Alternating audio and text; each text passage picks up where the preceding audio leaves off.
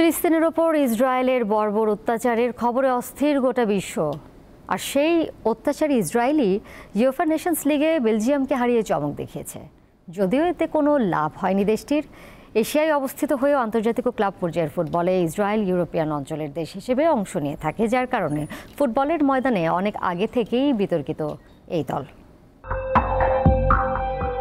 Nations লিগের group পর্বের শেষ ম্যাচে বেলজিয়ামকে 1-0 গোলে হারিয়েছে ইসরায়েল।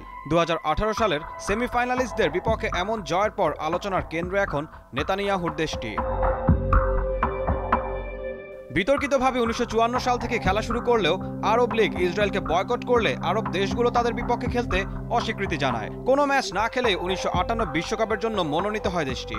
অপ্রীতিকর পরিস্থিতি এড়াতে ওয়েলসের বিপক্ষে প্লে অফ খেলানোর সিদ্ধান্ত নেয় ফিফা। সেখানে হেরে যাওয়ায় সেবার বিশ্বকাপে আর অংশ নিতে পারেনি ইসরায়েলিরা।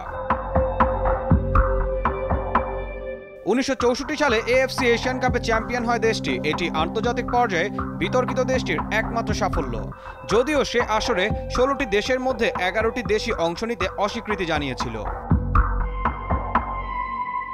1991 সাল থেকে ইসরায়েলের ক্লাবগুলো ইউরোপিয়ান ক্লাব কম্পিটিশনে অংশ নিতে শুরু করে। এরপর 1994 সালে দেশটি উয়েফার সদস্যপদ লাভ করে। তারপর থেকে আন্তর্জাতিক ও ক্লাব ফুটবলে নিয়মিত হয়ে ওঠে ইসরায়েলিরা।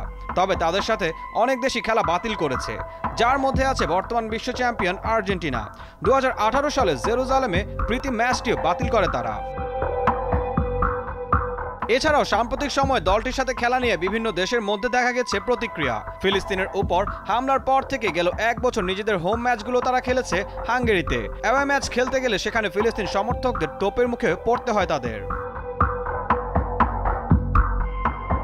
ফিলিস্তিন ফুটবল সংস্থা ইসরায়েলের জাতীয় ও ক্লাব দলকে ফুটবলের সকল আন্তর্জাতিক আসর থেকে নিষিদ্ধের দাবি জানিয়েছে আরও আগেই। ফুটবলের শীর্ষ নিয়ন্ত্রক সংস্থা ফিফা আইনি প্রক্রিয়ার মাধ্যমে এই বিষয়টি নিয়ে সিদ্ধান্ত জানাতে রাজি হয়েছে। তবে এখনও দিব্যি ফুটবল খেলে বেড়াচ্ছে বিতর্কিত ইসরায়েল এবং তাদের কঠোর প্রোটোকলও দিচ্ছে ইসরায়েলপন্থী দেশগুলো। ঈশান হাসান, দীপ্ত স্পোর্টস।